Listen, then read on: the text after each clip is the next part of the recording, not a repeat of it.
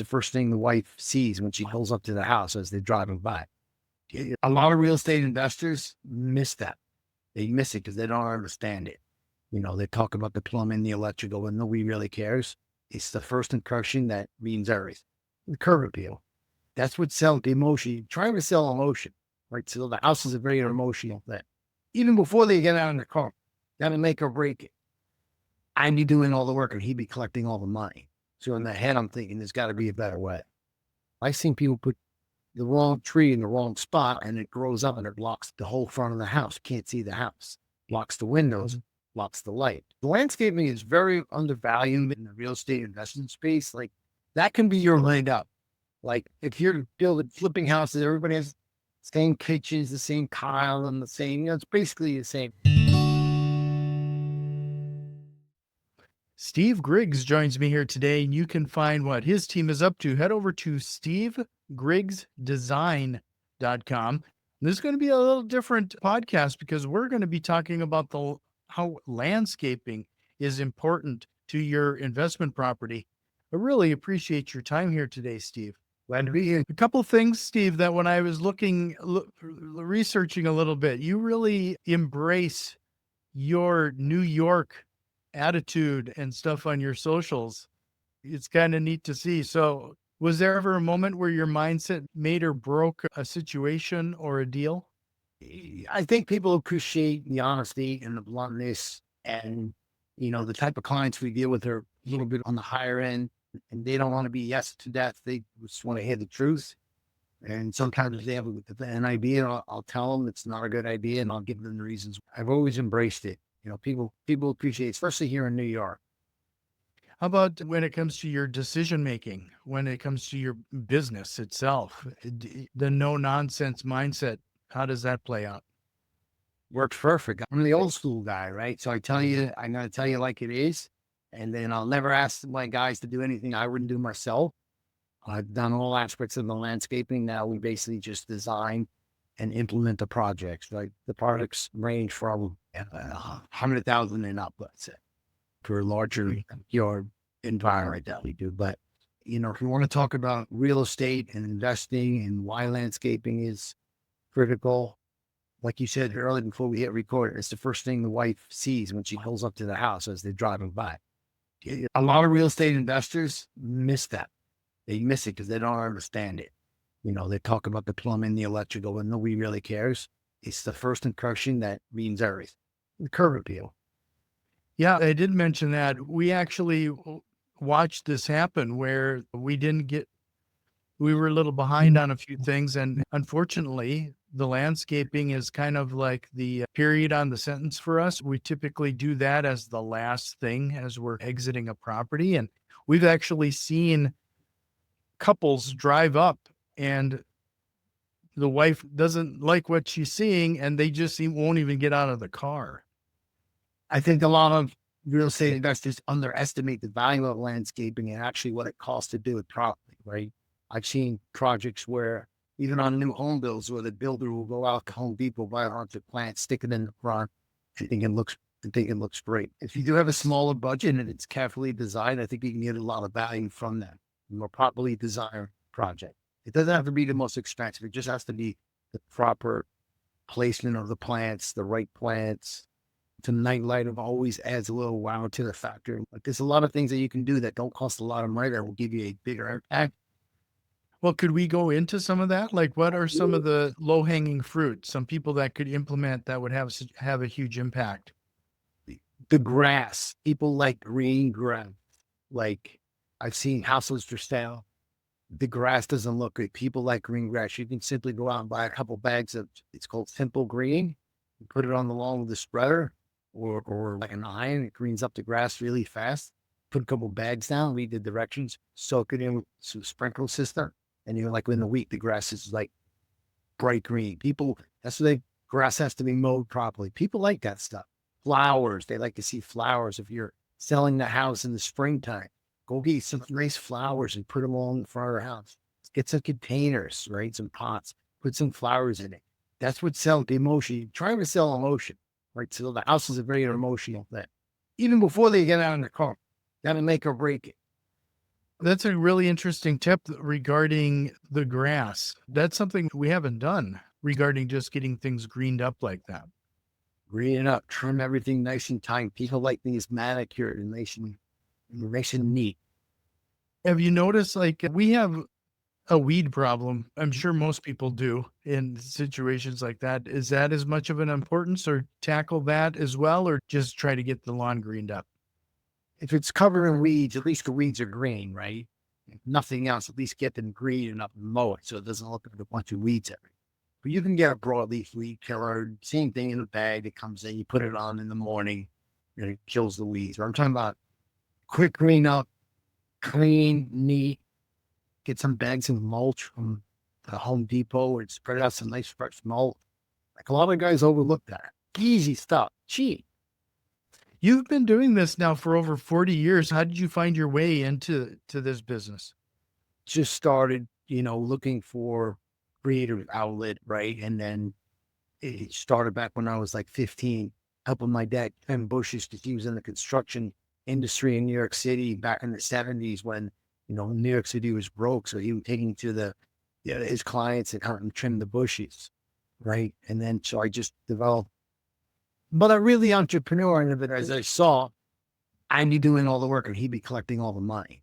So in the head, I'm thinking there's got to be a better way. Right. And then I went to college for it and got out and worked after a couple of years. And then I started on my own. It was, 40 years ago. Long time.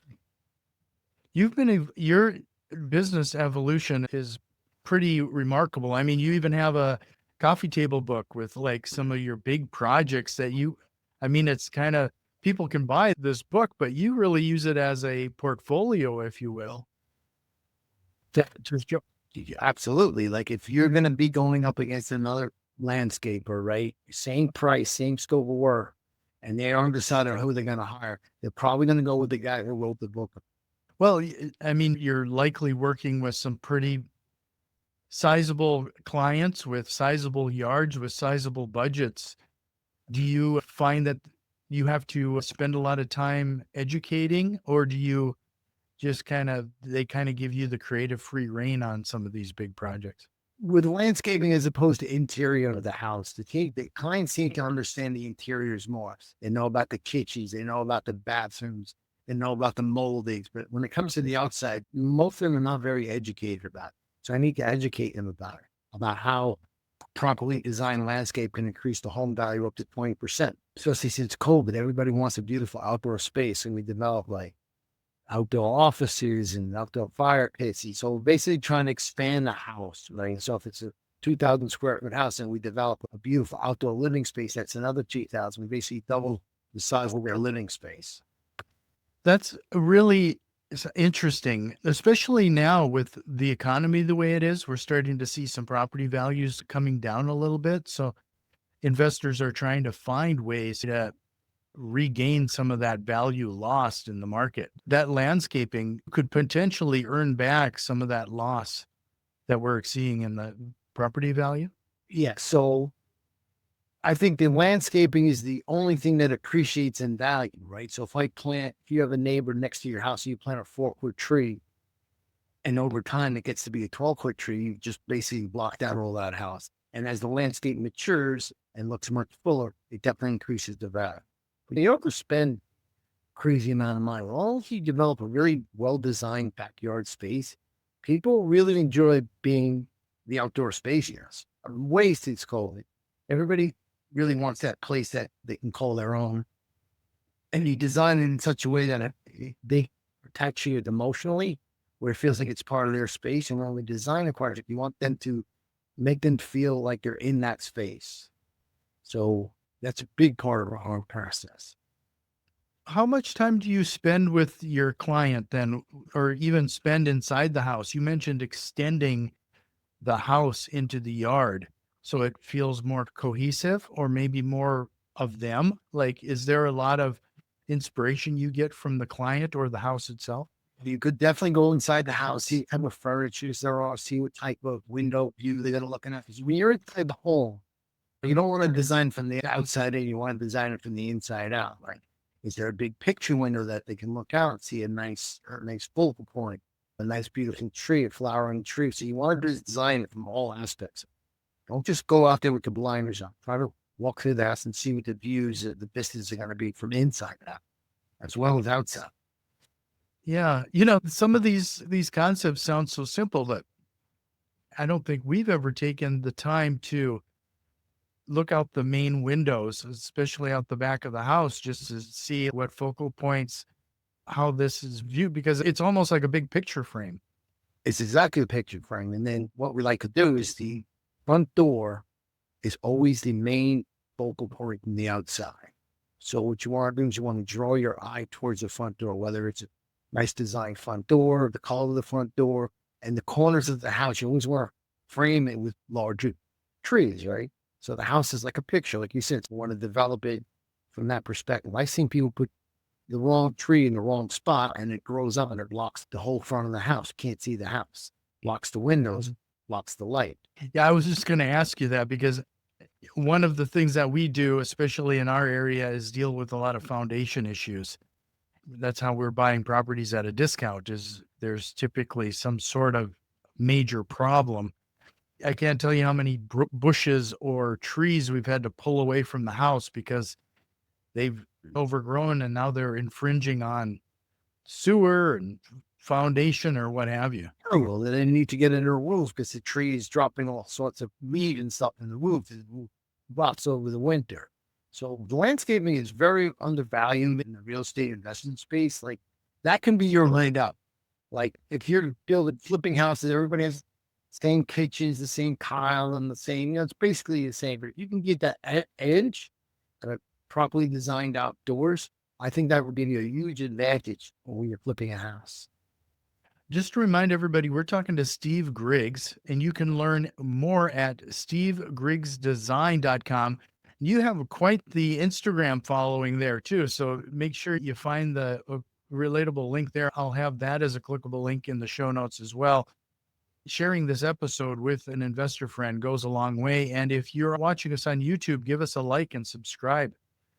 So, Steve, your outfit now has gotten quite large. Like you must have experienced some growing pains along the way. What was been your biggest challenge in scaling your business? Just not charging the proper amount, undervaluing my expertise, and charging less than I should have, because you always want to make sure in construction, as you guys know, like you can't come up with every little detail in a house renovation, especially when it's a renovation like you guys do, right? Things are going to come up. We want to be very efficient, right? Project management, scheduling, lead times, that plays a huge role, especially with your subcontractors. You want to make them also, I see a lot of guys just constantly beat down the subcontractors for the best price. They're going to cut corners and it's going to come back to worry. So you want to make sure that you pay them properly, that everybody makes a little money, and it's a win-win for everybody. Especially in house flipping. I've had guys call me and like just want everything for cheap. You pay cheap, you get cheap. Yeah. What do they say? You can have two of three things. You can have it. Yeah, Jack, it's always cheap, fast, and good. You big Joe or something. Right. What was the exercise you went through then to make sure that you're valuing what you're doing properly? Know your numbers, know what it's going to take to get the job done. Don't be afraid to say no and walk away. Every deal's not a good deal. What you say no to one customer opens you up for opportunities for other customers. That's been big, and it just only happened, when you're starting out, you basically will take whatever jobs you can get, right? But as you develop, get a reputation, you could be a little more select. Yeah, well, that's a mindset that's really hard to learn. I mean, you want to say yes to everything, but like you just pointed out, many times you'll say no to a better opportunity when you do it. That took me 30 years to learn, by the way. Really, like, because you're always growing up. I grew up in a regular, construction family with my dad and blue collar, and, just amazing how some people can just write a check like they're paying their phone bill, right? And it's $100,000. The mindset has to be there. You got to be able to, know your worth, right? Just, you've heard that before, know your worth, know what you're offering. What you offer is the creativity and the vision. They pay me to think, they don't pay me to dig a hole, right? I had to get over my own insecurities about that. But you also mentioned that it goes back to that education again, too, is that I'm going to pick on us investors. We do balk at prices on like everything. And I just don't think a lot of people realize how much some of this could potentially cost to get it done right. Yeah, there's a difference between price and cost, right? So I get a better price for you, but the cost is going to be more because you're going to have to come back and fix it. It's going to cost you more. If you don't charge enough money, you're not going to have the proper money to go back and fix it because a lot of homeowners just take the lowest price, but they're not educated enough to determine what the value is, right? Big mistake. Do it once and do it right, for sure. You mentioned your employees and subcontractors. Like, how do you select those people that you work with or that you partner with to make sure that they are a good fit? You want to make sure it's a win-win for everybody. You want to hire the proper guys that not looking to, you've seen them.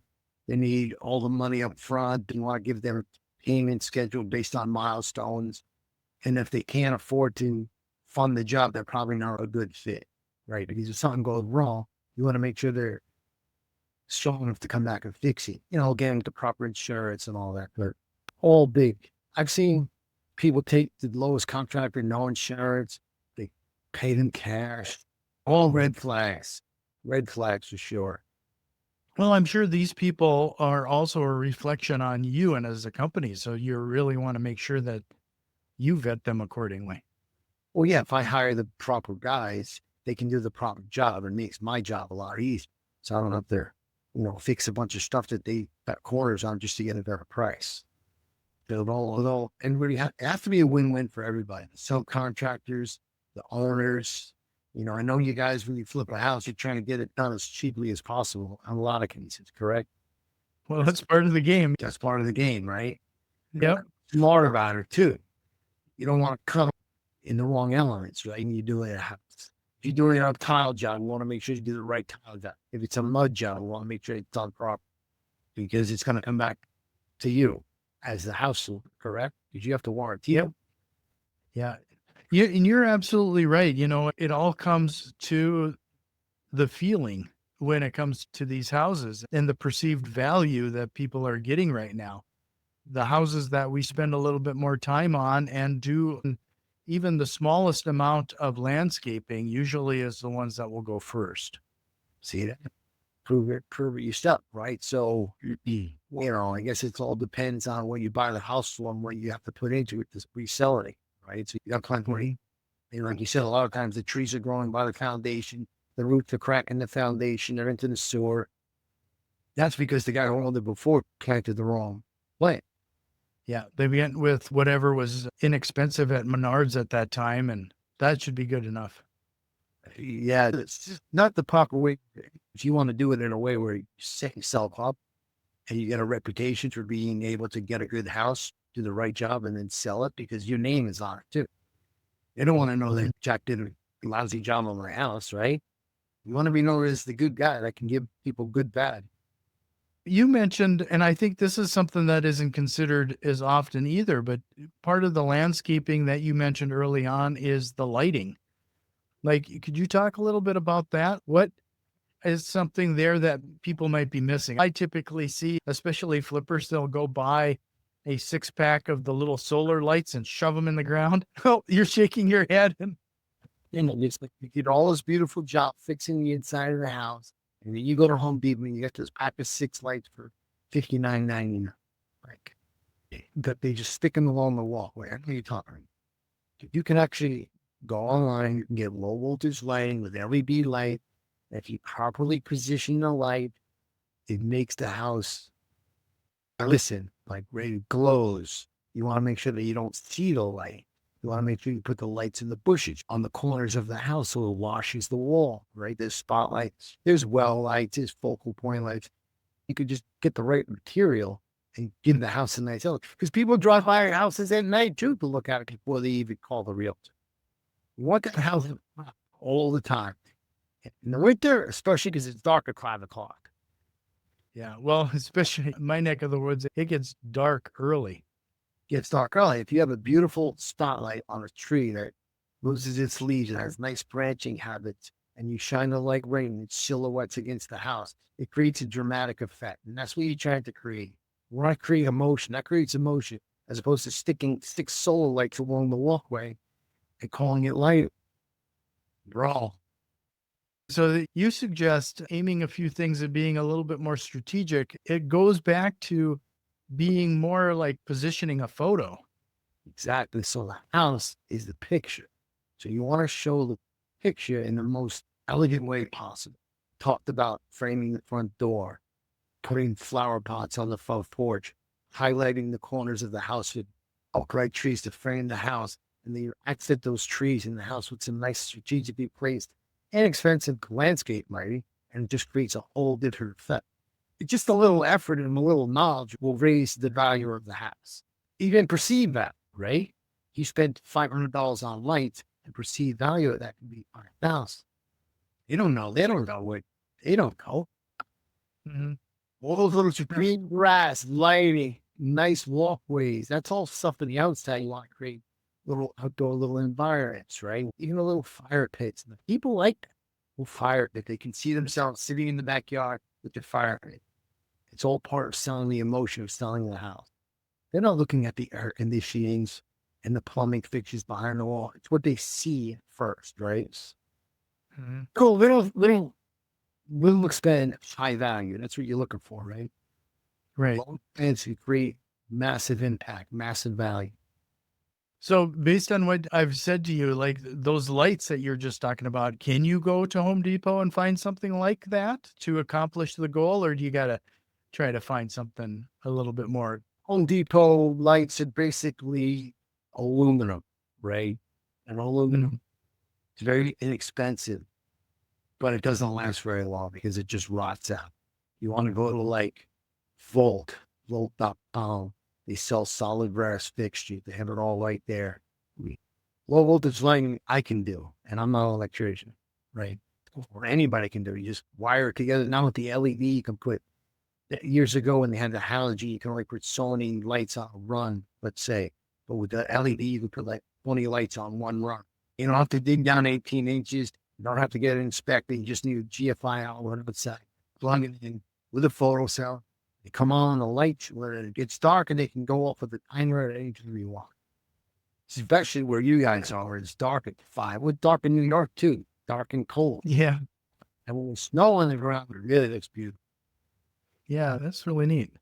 Well, that's a big tip right there. I think everybody should take note of that. You know, AI and automation has had a fairly big disruption in a number of industries. Have you seen anything encroaching in your world? Are you leveraging any of that right now? I mean, we still redo the 3D renderings and all of that, help sell the emotion. Again, you can still have a beautiful design, but you still have to be able to execute that design. Until the robot come and they can start planting trees, you can just talk to AI, telling you, and make me a great image of what it's going to look like. But then you have to price it. What's it going to look like? Who's going to execute it? So all that's just a picture. You still have to execute it and know what it's going to cost you to use that product. The 3D rendering is interesting. Do you go on site and take some photos of their current and they do kind of do like a virtual before and after? Yeah, we have the 3D rendering does Lumion. It makes it look realistic. Like you have to take it 3D, do it in SketchUp, and then you create an actual rendering of what it's going to look like. That's been a game changer for sure. Because people, you show them a blueprint, and most of the time they can't visualize it. So you want the emotion of the backyard. And then when we do these renderings, we show the fire pit, the barbecue with the hamburgers on the tray, plates, the glasses, flower vases. You really want to get into the details of the rendering so the client can really put themselves in that backyard. That's been huge. Yeah, that was kind of a trick. Like inside, you can get those vanilla smelling candles, but in the end, it's like when they walk in and they can smell cookies baking. We'll even maybe put a tray of cookies in the oven before showings happen so that it smells like, yep. So we're basically staging the backyard in a rendering without having to flop all the outdoor furniture and do all that. And you want to give them a big size picture to view, not a little iPhone version You blow it up, big 18 by 24. You mount it on a nice piece of paper, glossy, nice quality paper. Glossy always looks better. Well, you're kind of known for that white glove approach. I mean, that kind of adds to that marketing, right? Even the printed paper that you're providing. Yeah, and it's also, you know, you don't want to just flip a house, sell a landscape job, and be transacting. We want to be more relationship. So I've done houses for their clients, their kids, their parents. So they always, it's a referral based business, right? Same with yours, right? So you always want, you know, something goes wrong, it's past the warranty and it's not a big deal. You go take care of it because that will show your credibility. Yeah. Well, this has been a really interesting conversation, Steve. Is there anything else we should have tried to hit on? Just like if you're a house flipper, like don't overlook the landscaping. I've seen too many guys go to Home Depot, like you said, because the landscaping is like the last of the job, right? You're did the house, you're over budget on whatever, and it comes down to the thing, and you're razor thin margins now, but you got to put landscaping in it. So you'll just go out and buy a bunch of plants. I see builders do it too, and they just put it in the front with no rhyme or reason, and it doesn't really have any impact. Whereas, and like you said, the white won't even get out of the car if the house isn't look. So make sure you allocate enough in the budget to make sure that you can do those little details. It's all in the details, right? You're looking at the details. So that is you. You make sure you leave nothing there for the details and do it properly. Design. If it's properly designed and done right, it can really create massive value. Yeah, it really is. In the end, we're in this relationship and feelings business. Everything is a feeling when it comes in the end. Plant flavored plants by the door. Lilacs are very hydrangeas or anything that puts nice flowers and fragrant people. They like that stuff. You know, well, what's that nice flowering smell? So don't plant a sticker bush, you know, or a bush that doesn't have any character to it. Same cost, same $50 bush, but make sure you pick the right bush. Just to remind everybody one more time, SteveGriggsDesign.com. You can find more information there. Definitely check out the book and his Instagram. But if you're ready, Steve, we'll jump into the rapid fire and close out this episode. I hear about your famous rapid fire, mate. What lies do real estate investors often tell themselves? What lies to the weird? That this job's a home run. I'm going to hit a home run right, so I'll make it work. I'll figure a way to make the numbers work, right? You know, Yep. we'll figure it out. And then it never works. I think that's a very big lie that they tell themselves. Is that true? Yep, that is true. I've seen it time and time again. We'll make it work. We'll figure it out. Right. Don't be afraid to say no. If you could go back in time and give your younger self a piece of advice, what would it be? Get out of the being the technician part. Learn more of the management part. So for years, I was the doer, right? Don't be the doer. Know how to do it, but don't be the doer. Learn the business side of it. Learn the finance side of it. Very big, very big. Like I said, oh, we'll be fine. We'll make it up on the next job. But the next job is the left of the next job, right? Do you have a book recommendation? I'm reading Straight Dirt. Steve Griggs' book. No, I mean, people like him, hate him, but I like to read, you know, I like Brent Cardone's stuff. Take what you need. You know, like everything takes 10 times as much effort as you think it does, right? Like, oh, I'll be done with this job in 2 weeks where it takes 6. Always anticipate things are going to take longer than they really do. But I'm always trying to learn and get better at the game to keep the advantage up, right? Because I've been around a while, but I think you should never stop learning. Like podcasts like this are very good people.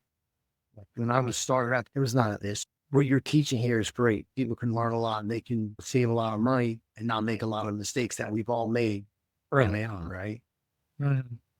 If YouTube University wasn't around when I started some of this. No. Now it's easy with AI. You just ask it anything. Yeah. You gotta know. You really know, right? Don't just assume everything you read or Google all. I'm gonna know. Try to learn it. Really learn. Get an education. What a single process or tool have you implemented that has had the biggest time-saving impact?